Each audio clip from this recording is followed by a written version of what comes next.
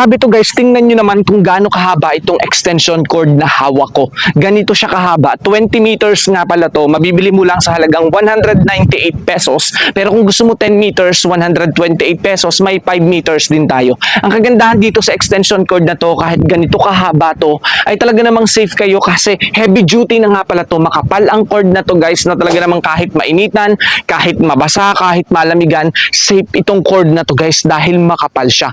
At apat na nga din pala yung saksakan nito. Kahit magkakasabay itong apat na saksakan na to, safe kayo. Kaya kung naghahanap kayo ng safe na extension cord tapos mura, ito yung talagang maire-recommend ko sa inyo. Napakaganda nito guys, kahit magkakasabay, safe kayo. Makapal ang pagka-cord nito guys, kaya safe na safe kayo. Ang laki pa ng matitipid ninyo dito guys. Sobrang haba, magagamit nyo kahit saan to guys. Hindi na kayo mamamroblema sa mga extension cord sa inyong mga bahay. Abot ito hanggang sa kapitbahay mo. Kaya talaga namang sulit kayo dito guys. Go check out nyo na kung gusto ninyo ng quality at murang mga extension cord gaya nito, ang kapal-kapal.